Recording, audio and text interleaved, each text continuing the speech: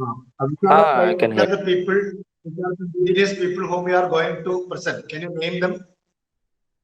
Okay, you introduce the civilizations and then you are going to the different people. Is that your way you are going to do?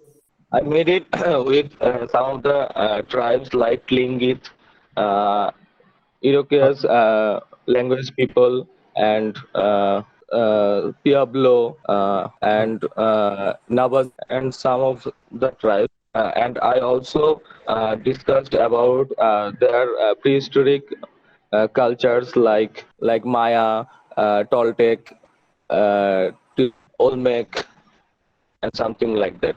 Okay, so we some of the things are very new to me. I have, I mean, some of as you are passing through the slides, I also found something that I'm not very familiar with. So thank you for preparing the presentation. And as you know, some of us are not present now. So when we publish the recording, they will be able to listen to your presentation. So welcome. You may please present. Shall I start? Yeah, yeah, sure. Okay. My topic is American tribes. I've given a little history of American tribes. Many thousands of years ago, humans journeyed across the Bering Land Bridge from Asia into Alaska. Some migrants may have reached the western hemisphere via boats traveling along the Pacific coast of North America. Their descendants explored along the west coast of North America. As early as 1000 BC, they had covered nearly the entire continent. It is not known when the first people arrived in the Americas. Some archaeologists believe it might have been about 12,000 BC. Several of the peoples of Central and South America had already reached a high level of social complexity and technological achievement by the early century. From the present day region of the mid-western United States of southern Peru in South America, centers of government are marked by enormous mounds of earth. Most lie flat on top, with palaces and temples built on them. Some were burial sites of honored leaders. American Indian cities are as big as the cities in Europe and Asia at that time. Their fine architecture is still greatly admired. I've given some example of the architectural form. The history of United States was preceded by the arrival of Native Americans of North America around 15,000 BC. Numerous indigenous cultures formed, and many disappeared in the 15th century. The arrival of Christopher Columbus in 1492 started the European civilization of the Americas. Most colonies were formed after 16th century, and the United States was the first nation whose most distant origin are fully recorded. Although uh, although this presentation is based on Native American tribes, but I tried to show some of the prehistoric cultures of America, like Mesoamerica. Mesoamerica was the homeland of several of the great pre-Columbian civilization. Those are flourished before the arrival of Christopher Columbus and the subsequent European invasion. One of the culture of Olmec of Mesoamerica is Mesoamerica is one of the culture of sorry. Olmec is one of the culture of Mesoamerica. Sorry, the Olmec culture of the present-day Mexican states of Veracruz and Tabasco has often been called the mother culture of Mesoamerica because many distinctive Mesoamerican religion, social, and artistic traditions can be traced to it. This is the sculpture of Olmec, the colossal head. These heads portray rulers rather than deities. Uh, They did uh, head sculpture of their rulers in Olmec culture. Teotihuacan. Teotihuacan culture is the nearest northeast of modern Mexico City. At its peak around 6th century, Teotihuacan was the sixth largest city of in the world. They built up between about 100 BC and 600 CE when fire ravaged the sites. Major uh, monuments were constructed between 50 to 250 CE during the late pre-classical period.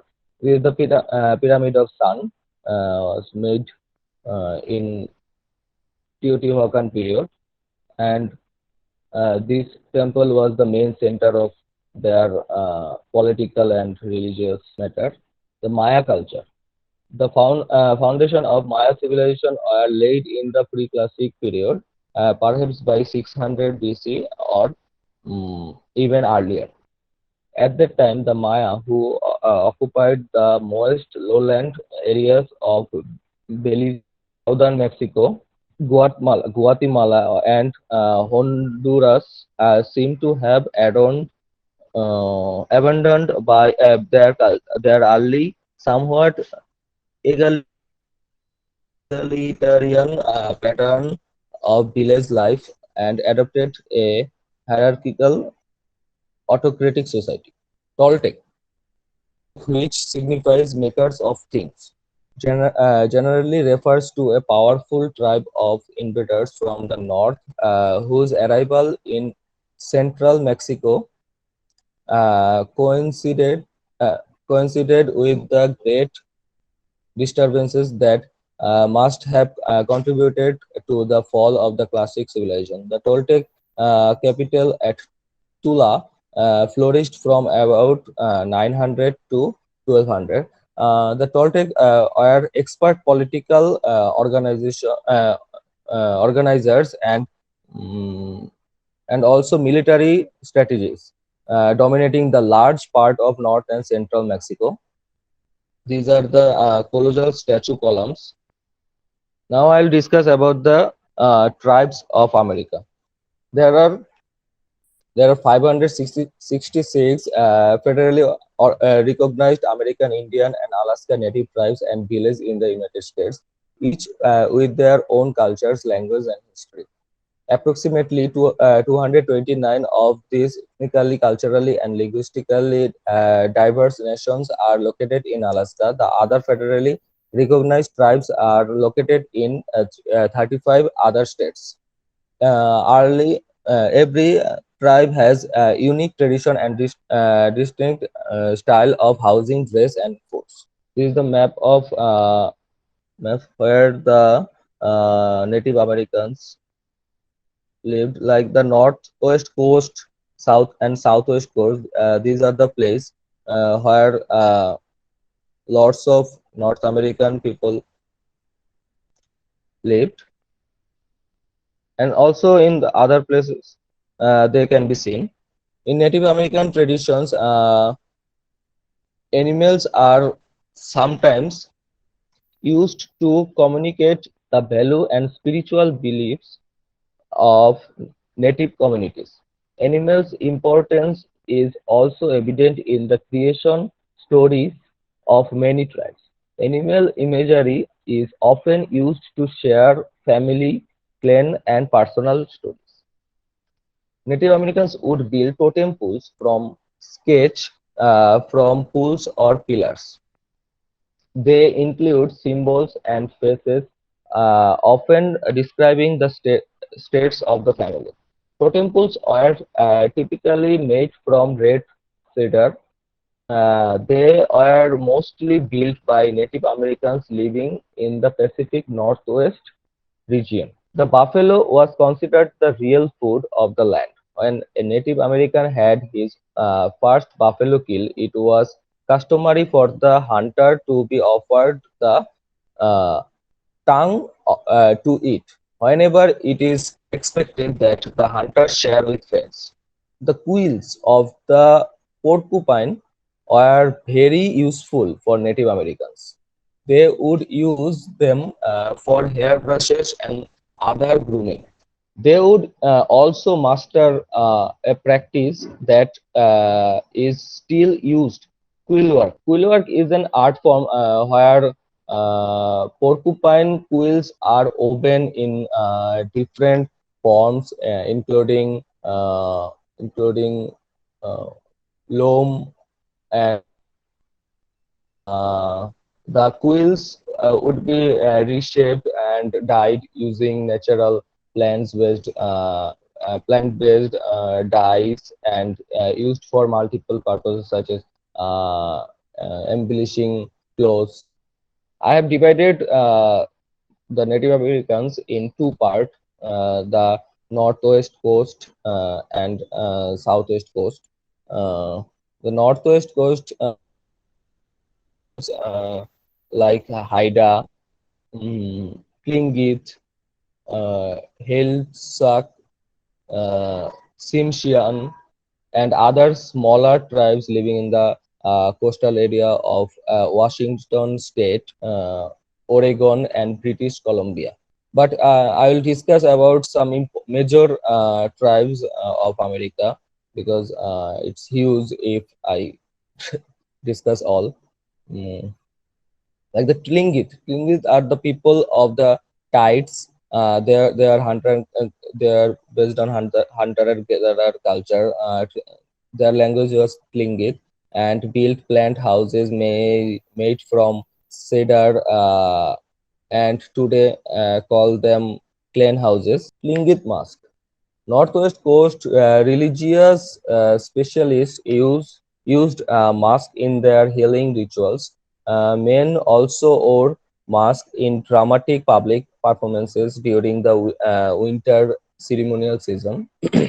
The animals and mythological creatures represented in masks and a host of other carvings derive from the Northwest Coast's rich oral tradition and celebrate the mythological origin and inherited privileges of high-ranking families. These are the masks. It meant to be seen in flickering firelight and ingeniously constructed to it, open and close rapidly when the wearer manipulated hidden strings.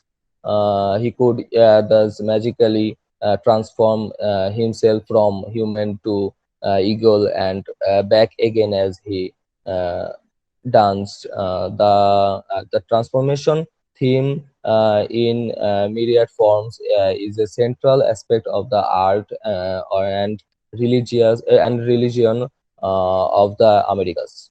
These are the another mask called war helmet mask from Tlingit. Uh, this naturalistic wood or helmet mask may be a portrait of a Tlingit warrior or a representation of a supernatural being. The carver intended the face's uh, grimacing expression to intimidate enemies. This is another large population which is called Iroquois culture. Iroquois are mainly the people who speak in Iroquois. Like the Iroquois people have inhabited the areas of Ontario and upstate New York for well over 4,000 years. Any members of the North American Indian tribe family, notably the Cayuga, Cherokee, Huron, Mohawk, Oneida, Onondaga, Seneca, and Tuscarora. That's all. The Iroquois are composed of six nations: Hoaok, Onondaga, Seneca, Cayuga, uh, Onida, and Tuscararo. The people who spoke Iroquois languages occupies a continuum around lakes Ontario, Huron, and Erie in present-day New York State and uh, Pennsylvania, and southern Ontario and Okibe. That larger group should be differentiated from the five nations better known as the Iroquois Confederacy. Europeans were agriculturists, and kinship and locality are the basis for traditional Iroquois political life. You can see here the Iroquois people lived. Their governance and were until the 500 C, 1500 C, the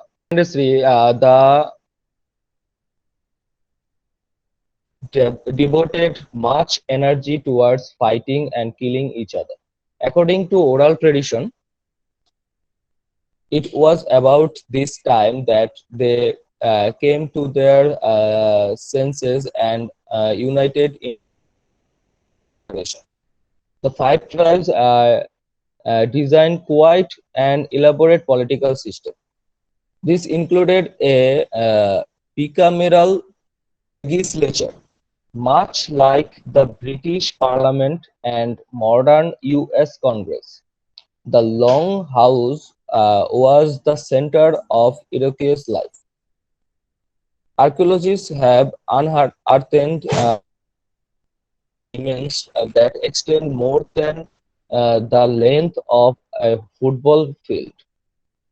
Iroquois art from the 16th and 17th centuries, as found on bowls, pottery, and clay pipes, show a mixture of of animal, geometrical, and human imagery. Moe's hair was sometimes attached to tumpline or burden straps for decorative effect. Porcupine quillwork was sewn into bag, clothing, and moccasins, usually in geometrical designs. Other designs include the great turtle. Generally, the Iroquois believed in numerous deities, including the Great Spirit and Thunderer and the Three Sisters, the spirit of winds, Maija, and Squash. The Great Spirit was thought to have created plants, animals, and humans to control the forces of good in nature and to guide ordinary people. There were three types of spirit for the Iroquois: those living on the earth, those living above the earth, and highest level of spirit controlling the universe from high above, with the highest being known variously as the Great Spirit, the Great Creator, or the Master of Life. The Iroquois believed in the Orenda, the spiritual force that followed all things, and believed if people are respectful of nature, then the Orenda would harnessed to bring about positive results. In the southwest, the Pueblo culture is mostly recognized. The dominant culture of the American Southwest between 1300 and 1500 was the ancestral Pueblo. They are also called as Anasazi. This term continued to be used to describe the communities housed in apartment structures built of stones, mud, and other local materials. They are the builders of great architectural complexes such as uh, Chaco Canyon, and Cliff Palace. The actual center of Puebloan life was the Kiba, or male council house, decorated with uh, elaborate mural paintings representing deities associated with agriculture. The details of Pueblo mural. This is the mural. shown here depicts a lightning man on the left side, fish and eagle appears on the right side, seeds a lightning bolt, and a rainbow stream from the eagle's mouth. All these figures are associated with the fertility of the earth and life properties of the seasonal rain. Here, the ancestral Puebloan painter depicted the figure with great economy. They used thick black lines, dots, and the restricted palette of black, brown, yellow, and white. Uh, the frontal figure of the lightning man seen against a neutral ground makes an immediate visual impact here. Pueblo pottery. The Southwest has also provided the finest example of North American pottery, originally producing utilitarian form. Southwest potters worked without the potter's wheel and instead quilled clay shapes that they then sleeved, polished, and fired. Decorative motifs, often abstract and conventionalized, dealt largely with forces of nature, clouds, wind, and rain. This is an example of Pueblo pottery. Maria Montoya Martins. There are the two other cultures, Apache and Navajo, who, although culturally quite distinct from the original inhabitants of the Southwest, but they adopted many features of Pueblo life. Among these borrowed elements is sand painting, which is Navajo learned from Pueblos. The temporary sand painting constructed to the accompaniment of prayers and chants are an essential part of ceremonies for curing disease.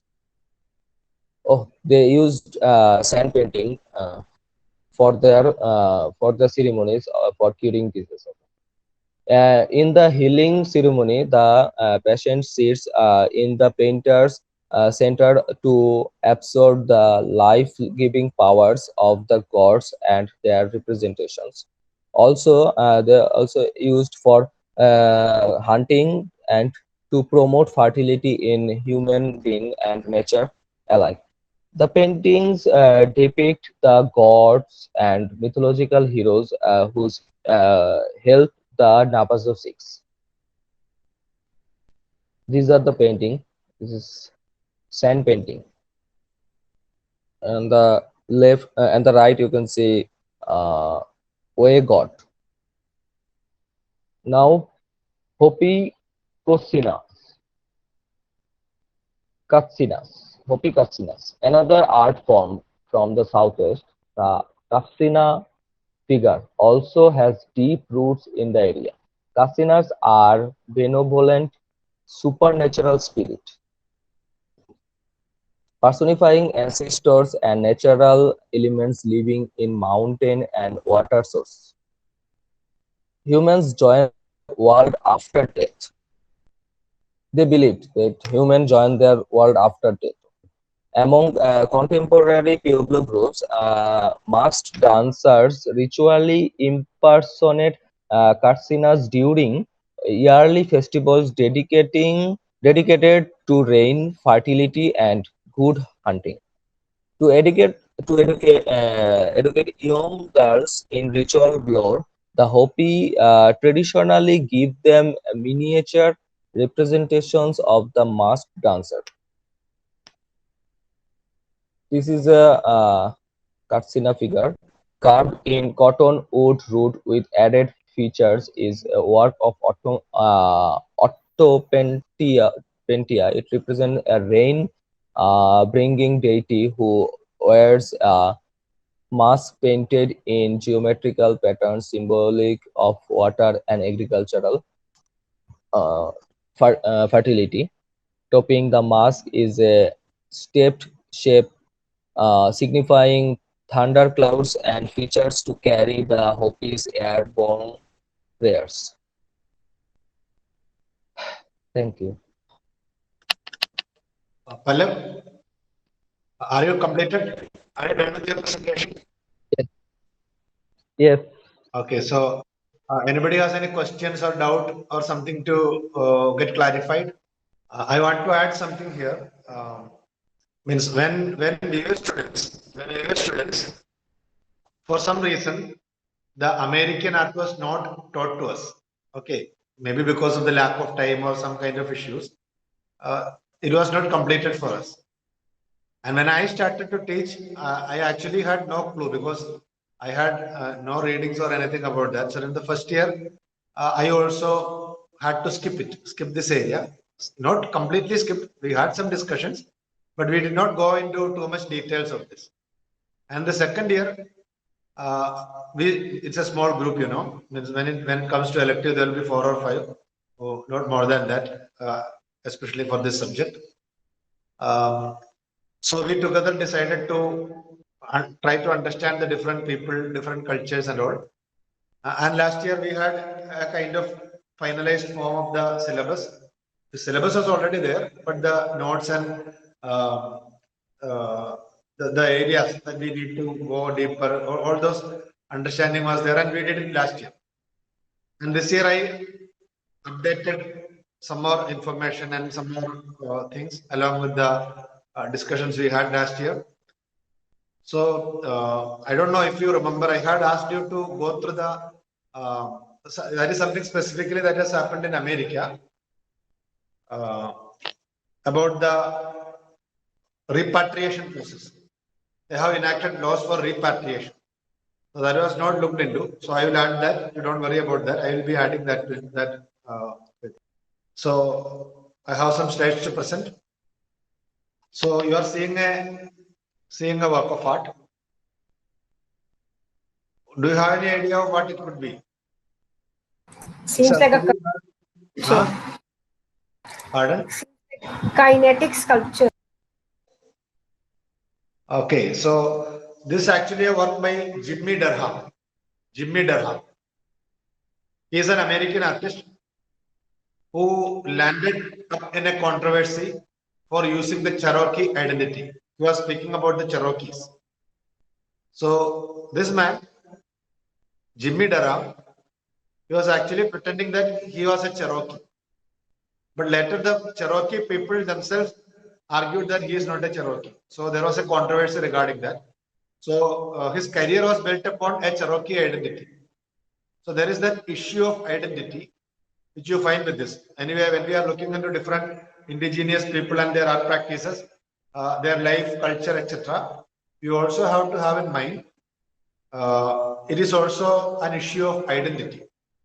So the question is, what essentially is different from the art practice that we follow and the indigenous practice? You understand? The indigenous practice and the artistic practice that we generally follow, is there any difference? And if there is a difference, what is that difference? Okay, it's a work by Jimmy Durham, an American artist. He landed up in a controversy for using Cherokee identity. And this is the question that we have to address. And towards the end of the controversy, the Cherokee artists and the curators denounced Jimmy Durham as a fraud, saying he is not a Cherokee. The new protest comes on the opening of Durham's touring retrospective at the Walker Art Center. So it was in news in 2017. Okay, it was in news in 2017. So if you want to know more about this controversy, these are two websites you may refer to, or you just Jimmy Durham Cherokee controversy. You just Google it, you will find these are some news portals and other articles which have come online with regard to this controversy. So that is one issue.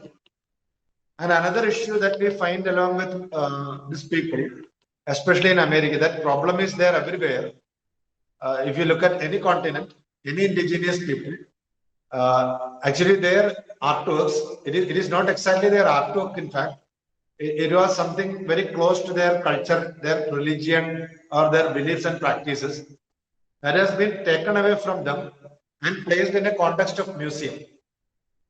Okay, so the problem that comes there for us, we may be feeling like it's a wonderful artifact. We are actually documenting their, we are actually documenting or preserving their culture. That is what we may think. But for the people themselves, they have a different issue. They may not agree with whatever we claim to do. Actually, some of those cultural products looking like artifacts to us is actually a part of their belief. And when you are taking it away from its own context to a different context, actually you are going against or violating the tradition or practices of that people, which you are not supposed to do. You understand? So that's why there is a law of repatriation. You will find I'll share that text with you. You will find an article in this website. Okay. So what do you understand by repatriation? So in the National Museum of American Indian, the National Museum of the American Indian, they are actually working with the native tribes to bring the sacred artifacts to its own home again, to their own homes. So for decades, the Native American groups requested the return of artifacts and human remains. So some of the ancestors' remains were also in the museums. So the Native Americans were requesting, they were giving representations in order to get them back. Though there were occasional repatriations, the protest either fell on deaf ears or the tribes lacked the financial and legal support necessary to complete the process. So occasionally something happened. Still, the indigenous people are not a very strong group among the entire America. So the problem is that when they are numerically less in number, in politics it happens. Their voice won't be heard, or they were relatively poor, so that they will not be financially. They were not able to take up the procedures in order to complete the repatriation process. So by repatriation, we may understand the process whereby specific kinds of American Indian cultural items in the museum, in different museum collections, they are returned to the lineal descendants and culturally affiliated Indian tribes. You understand? So it may belong to a previous generation, but it will be returned to the actual descendants or the actual heirs of the actual owners of the artifacts. You understand? If there is something in the museum today, it belonged to somebody in the past. So it is returned to the descendants of those actual owners or those who inherit the tradition of those actual owners. So among native Indian tribes, Alaska native clans, or sometimes Alaska native villages or native Hawaiian organizations. So there are different communities, different societies which protect the interest of the natives, the indigenous people. So they include human remains, funerary objects, other sacred objects, and some objects of cultural patrimony, and all materials that may be considered for repatriation. So that is the way in which you have to understand repatriation.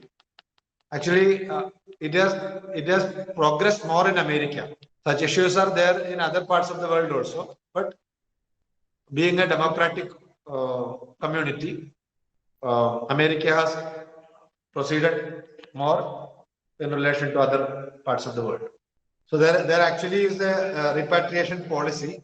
So I have messaged you two articles. So one is the repatriation policy. So they have formulated a policy for repatriation.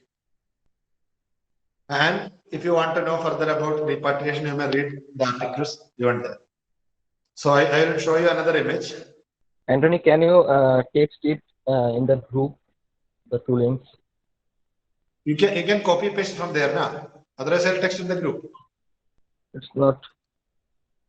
You're not getting it? No. I'll give it in the Google Classroom also. Don't worry. Okay. Okay. If you don't find it in the Google Classroom, please remind me to do that. Then I will update it there also. Okay. So this is an Iraqi mask from the Ethnological Museum of Berlin. An Iraqi mask. So what is the problem with this? Can this mask be in a museum? Is it supposed to be in a museum? That is a question that we have to address.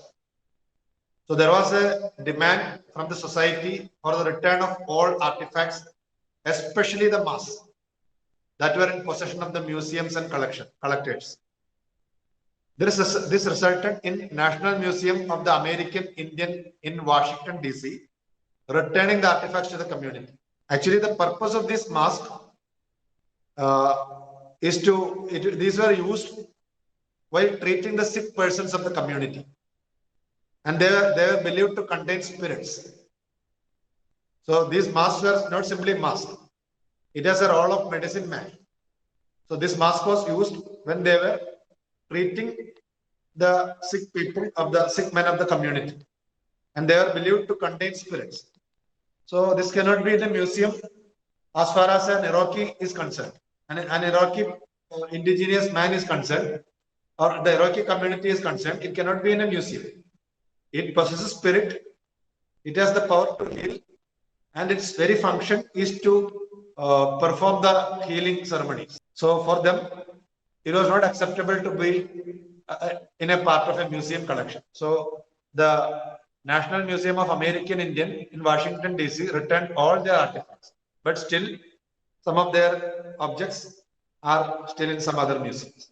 Our problem is what makes these so-called artworks so important, and what do they mean to these communities? We may be looking at this as a work of art, but for them, it is not simply a work of art. It needs talent to make it, but it is not simply a work of art. It means something more. It means something different to the community who actually owns this, or from whom actually it came. So that is one of the issues that I wanted to bring into your notice. Pallab was very nicely presenting almost very different tribes.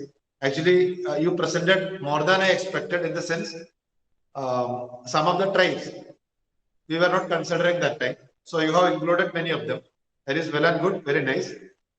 And also the civilization, the Mayan and Aztec and all those civilizations, that also we excluded that last time. But this time I was thinking as a background, that also will be nice. Anyway, thanks for including that. And when you look at the people of America in general, there is something more we need to understand. You have made a presentation on different people, different practices, etc. So beyond that, when we look at totemic practice is very much prevalent among the Americans. They have totem poles and different totemic practices. So from those people, we will try to understand the totemic practices. Before we had our discussions on Africa, I already introduced what is a totem. So do you remember what is a totem? Anybody remembers? Just symbolic pole. Yeah, a pole. I gave you some images of totem poles, but what is the meaning of totem? How does the totems originate? What is its relation to the indigenous people, their clans, their tribe, and all? Do you remember? So totem means, I am not going to elaborate it more. If you want to check the video, I have uploaded the videos. Art of Africa, totems. Means the totemic practice. I have uploaded videos regarding that. So you please check out that. So totem means a natural object or animal that is believed by a particular society to have spiritual significance, and that is adopted by it as a symbol. So the totem, the literal meaning, when you go to the etymological meaning, it refers to some brother-sister relation or relation between kin. So that is the way they understand totem. And there is the practice of exogamy in relation to totemism. In the sense, if a particular clan has a totem, the members of the clan will not marry among themselves. They will marry outside the clan. And it is not necessary that at one particular tribe having the same totem for all. Different clans in the same tribe can have different totems. And they believe that these totems have some kind of affinity to some kind of relation to our clan. Probably like a totem animal, for example, a leopard or a lion, which is a totem animal for a particular clan. The members of the clan believe that this particular animal helped our ancestors in times of difficulty or in founding the clan. This animal, the ancestors of this animal has helped my ancestor to found our clan. So we have to respect them. We should not kill them. So there is a fraternal relation they believe to have with the totem animal or the totem object, whatever it is. So totemism postulates a logical equivalence between society of natural species and a world of social groups. So society of natural species, birds, animals, and other natural objects. And there is a connection, there is a relation between a world of social groups. When we consider people living together, there can be different clans, different societies, communities, and all, different family lineages, everything can be there. So the society of natural species having a relation or some kind of equivalence between society of natural species and world of social groups. So, for example, we are considering the Iroquois tribe in order to understand the totemic practice. The basic classification of clans is based on the distinction between three spheres. So, when we consider a tribe or a people, there are different clans, and these clans are basically classified in accordance with the difference between three spheres in which they probably live or upon which they depend for their living. So that is water, land, and air. Water, land, and air. I think I don't need to have the screen now. Water, air, and land. These are the three spheres on which they are depending for their life. For example, there can be a community live by fishing, or their life is more associated with water. There can be a community who are engaged in cattle rearing or agriculture. There can be a community, a clan which is more depending on hunting birds for their living. So their affinity is more close to air, relation more close to land and water. So they choose a clan. Most probably we see there are water clans, land clans, and air clans. So in water clans, we find the totems like turtle, eel, heron, beaver, etc. So those animals who live in water, who are more closely associated with water. And land clans, they will have totems like wolf, deer, etc. So those animals who are living in the land. And air clans, they have their totems, sparrow, quack, etc. So if you look at the American flag or of an American seal, the seal of United States of America, you will find a quack, an eagle, you will find there. So here is a map which show you the presence of Iroquois. Actually, he also was showing that. So this is the map which show the presence of Iroquois in the continent of North America. This was the classification of clans and their respective totems. So air clans will have eagle, sparrow, quack, etc. as their totem, whereas water clans will have a different set of totems, which may include eel, turtle, heron, beaver, etc. And land clans will have wolf, deer, etc. Means there are different totems for different clans. And there are also different clans who are having turtle as their clan, turtle as their totem. Some of them will have yellow turtle, or some of them will have grey turtle as their totem. So there are again further classifications in the clan itself, depending on their totem. So we have taken these animals as an example, and the very tribe of Iraqi, the people of Iraqi, as an example to understand the totemic practice. So for Native Americans, what does a turtle symbol means? The totem symbolizes the relation between the tribe and its ancestors. The human and animal figures are sculpted on a trunk, and offerings are made to these sacred totems. So we were looking at totem poles in some of the previous lectures. We were looking at totem poles. So they have different mythology. For every people, they have their own mythology. So the great turtle, the wisest of all creatures in Rocky mythology. The great turtle is the wisest of all creatures in Rocky mythology. And there are other people like Ojibwa, Saltiu, Cree, Iraqi, etc.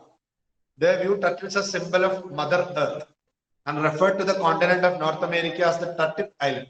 So in their native mythology, in their native language, they refer to the continent of America as a turtle island. They refer to it as Turtle Island. They viewed the hard outer shell, which protects a living being, as an analogy to their Mother Earth as also a living entity. So they consider Mother Earth as a living entity which protects all that things live in it. So that is the way how they relate. And the Sioux and Tatars believed that the world is a huge tortoise floating in waters. These are two other American people, the Sioux and Tatars. They believed that the world is a huge tortoise floating on the waters.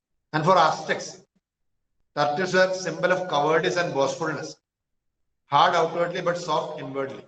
For Aztecs, that's another civilization which Pallab was referring to. Turtles were symbols of cowardice and boastfulness, hard outward but inwardly it is very soft. The turtle is a creature of two elements, earth and water. So there are four elements according to Western thinking. For the natives, they consider turtle as a creature of two elements, earth and water. The people of Turtle Clan share an affinity with both. The people of Turtle Clan, they share an affinity with both earth and water. They enjoy helping things grow, both plants and people, and require freedom to do their own things, as the turtle has freedom in water. Turtles will often leave the pool or pond before drought arrives. And they also look at turtles in order to know the changes in weather. So they consider that turtles often leave the pond before there is a drought. So that will help them to understand the changes in nature, changes in weather. It is often not the language that separate the clans, but their totem. Probably they are having the same language, but they will be having different totem. So it is the totem that actually distinguish or separate the clans. So understanding the totem requires knowledge of their classification of species and their natural world. For us, as far as we are concerned, we learn zoology, we understand people, we understand different animals in a different way. But they have their own traditional way of understanding animals, different groups of different species of animals and their classification of the species. So we need to understand their classification of species and their understanding of the natural world in order to understand their totemic practices. So it's an area that we may be able to do a research and learn more. Within the Navajo tribe, to understand the working of religion, one must acquaint oneself with all the classification of natural objects, as they consider all parts of the universe as essential to well-being. So they have their own cosmology. According to their mythology, their beliefs, they have their own cosmology.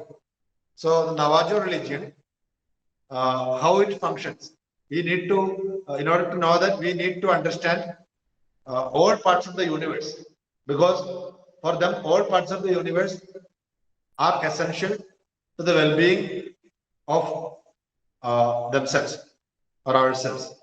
We might need a list of English, scientific and Navajo names. So, okay, you just assume the list of names of all plants, animals and objects in nature, an English list, and the scientific names. The scientific names will be different, and the Navajos have a different name and now in their own native language, they will have different names. So then only we will be able to understand the plants, animals, insects, worms, minerals, rocks, shells, stars, everything. Navajas have such a vocabulary of their own, and we need to compare it with English and the scientific names of all these things in order to understand their system of knowledge, their system of the world. Okay, so there is another people, Navajo. You referred to Navajo, and there is a practice among the Navajos. Did you refer to the Hidatsa people? Pallab, did you refer to Hidatsa? No, no. So there is a specific practice which is found among them, eagle hunting. It is actually a sacred pursuit for the some of the American tribes, and they believe it was taught to them. The way through which they are hunting the eagle was taught to them by some supernatural animals. And in some of the myths, they are vaguely referred to as deers. For a long time, this animal was thought to be supernatural and very little importance given in identifying the animal. So some assume that it must be a bear, but we are not very sure which animal it is. So from the myths and stories of the adjacent areas, we know that these mythical animals referred to is gluttons. So in some of them, they consider it as glutton, or in some of them, they consider it as bear. So you know what is a glutton? It's a wolverine, an animal which cannot be trapped. So if you put a trap for them, it will run away with the trap.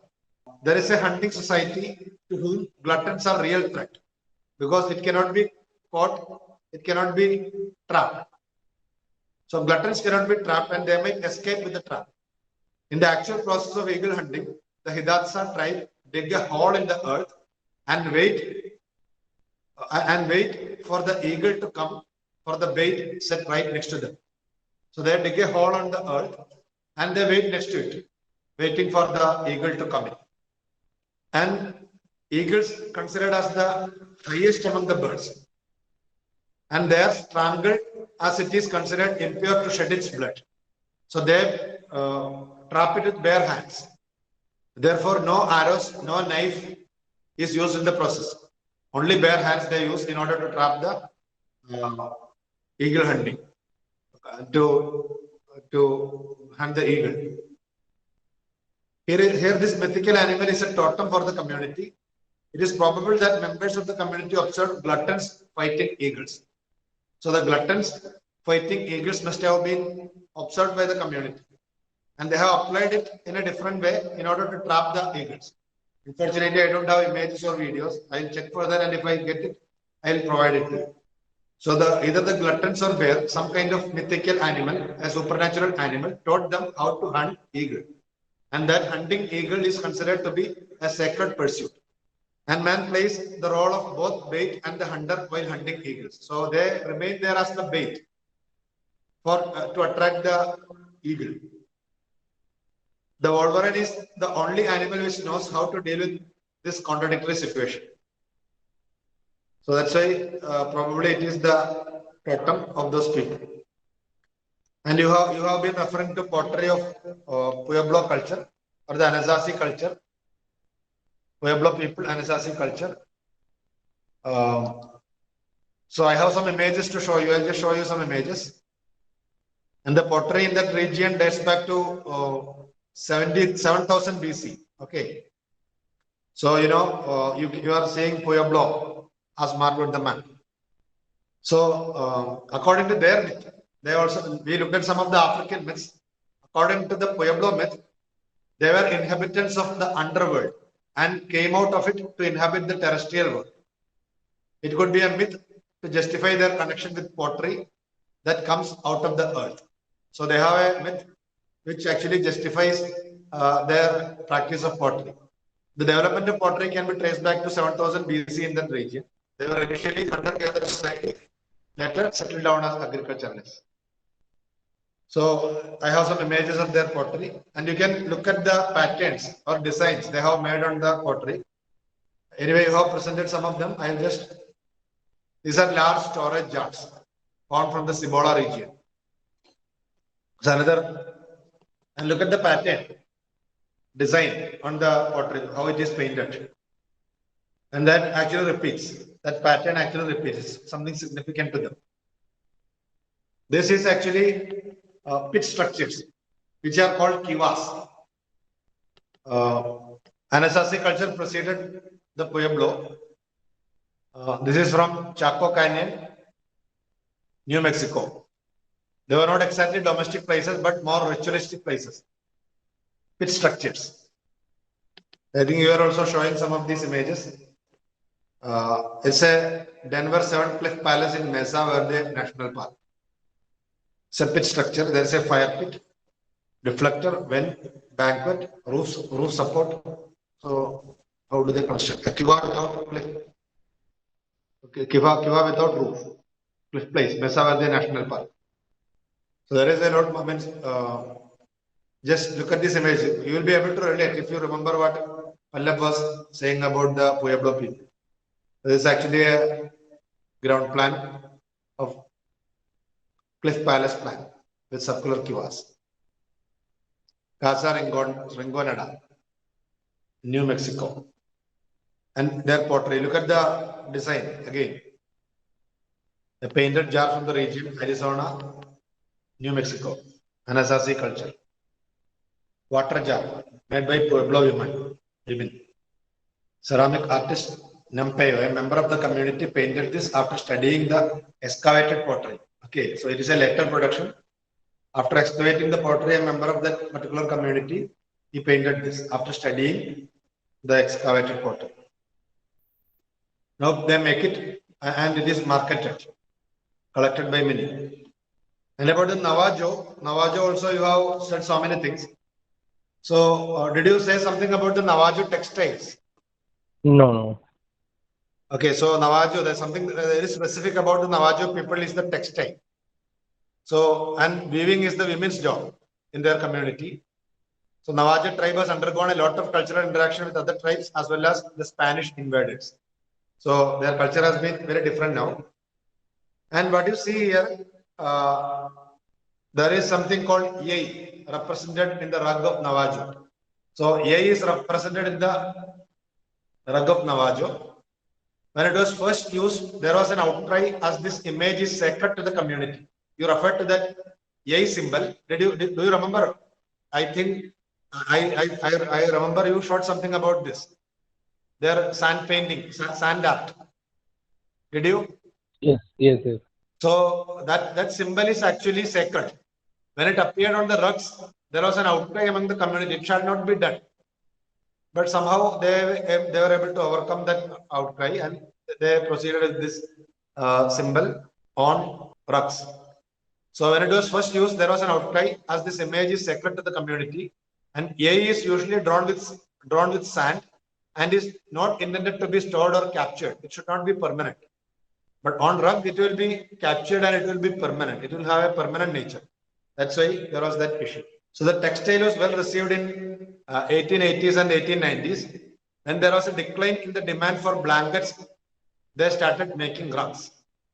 There were rugs with the depiction of Yei on them. Yei is a spirit that is drawn with sand during some ritualistic ceremonies. And they are intended to cure someone, for curing someone. Yei Bichai, the ritualistic dance during the curing process were also depicted. Yei Bichai. That's a ritualistic dance. Yei Bichai is a ritualistic dance which was done during the ritualistic the curing process. And there are some other tribes, northwestern coast tribes.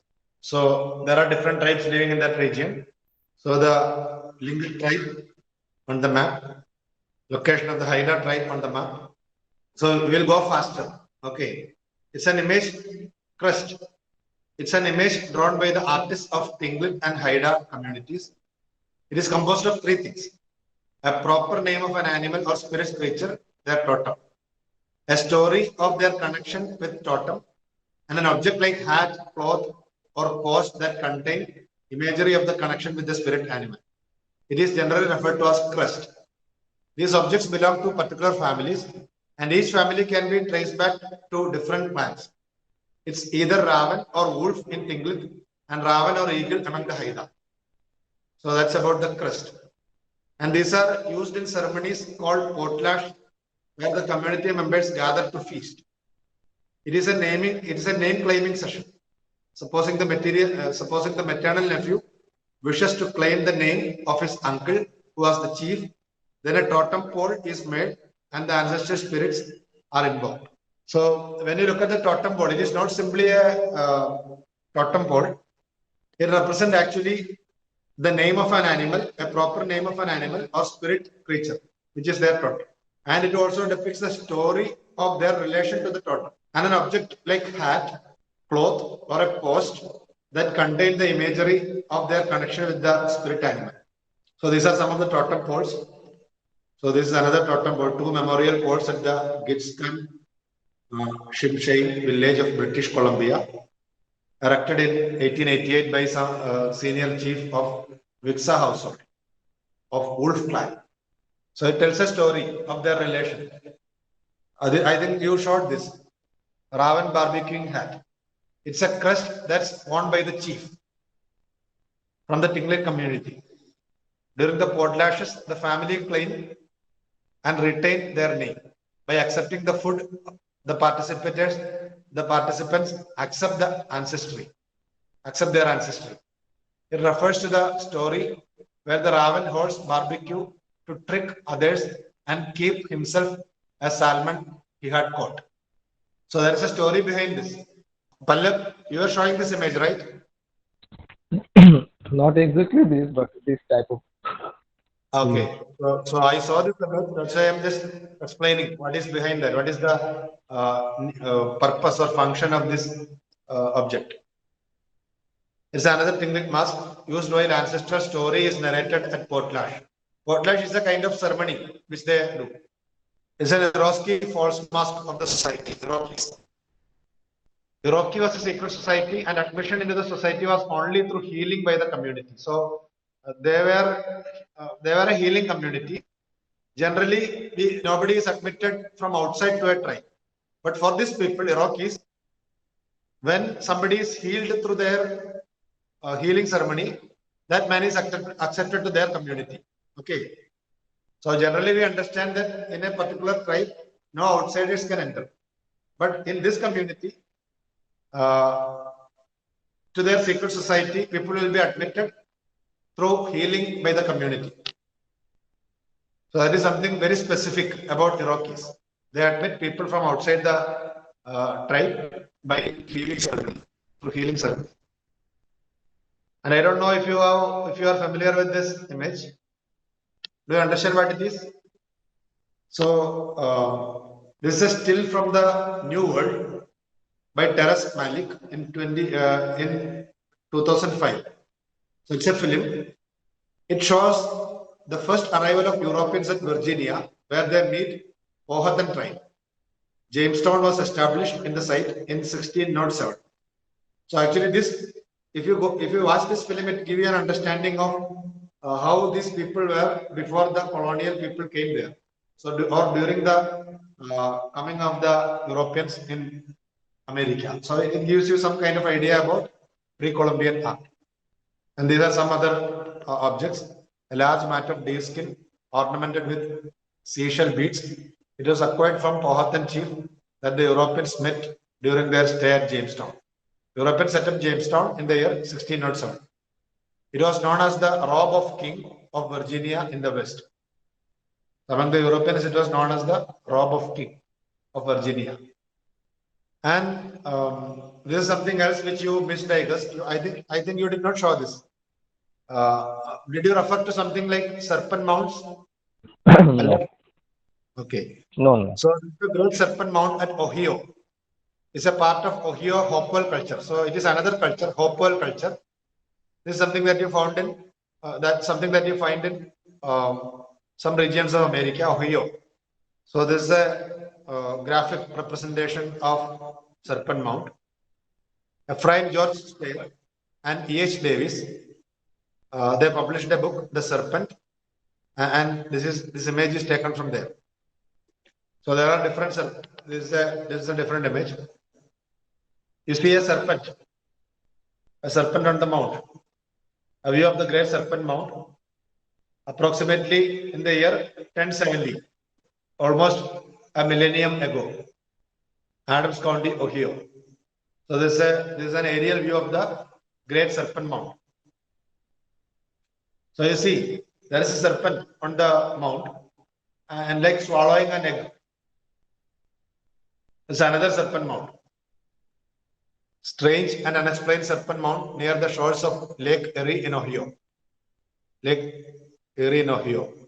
The Ohio history connection. Okay, so that is something like serpent mount. You may please refer to some other sources also in order to understand what is it. So this serpent mount is 1300 feet long. 1300 feet long. It is the largest serpent effigy in the world. Numerous mounts were made in the ancient Native American cultures that flourished along the fertile valleys of Mississippi, Ohio, Illinois, and Missouri rivers 1,000 years ago. So these are the different regions where you find serpent mounts along the fertile valleys of Mississippi, Ohio, Illinois, and Missouri rivers, and approximately 1,000 years ago. Actually, they invite us to contemplate the rich spiritual beliefs of the ancient Native American cultures that created them. The Great Serpent Mount measures approximately 1,300 feet in length and ranges from 1 to 3 feet in height. So 1 to 3 feet the height. The complex mound is both architectural and sculptural, as was erected by settled people who cultivated maize, beans, and squash, and who maintained stratified society with organized labor force, but left no written records. Let's take a look at both. That's what I was showing you, the images, aerial and post view. And there are different theories about who built it. So different Hopewell culture, or some people say fourth ancient culture. So there are different theories regarding it. And the rattlesnake was common theme among the Mississippian culture. And thus it is possible for the fourth ancient culture appropriated this symbol from Mississippian culture. So there are different arguments like that. We don't go deep into that. And to know what is Hopewell culture, I will show you some other images as well. This is a platform, smoking pipes, Ohio Hopewell culture. A ceramic head effigy jar from Missouri, late Mississippian period. Depiction of underwater panthers on bags. So this is something that I wanted to add along with your presentation. So you have done a very good presentation where you included so many other things also. So let us wind up. It is more than enough, I guess. Okay, thank you, Anthony. Thank you all for joining. Let us wind up today. Tomorrow we will meet again. So Fabiha, just if she is well, we will be presenting. We'll listen to the presentation of Fabiha. Otherwise, I will continue with the Australian Melanesian presentation. Okay. Okay. What time, Anthony? We will meet at 9:30. Okay. If you are meeting early, I will let you know. I will try not to be late. Bye bye. Thank you. Okay. Okay. See you tomorrow.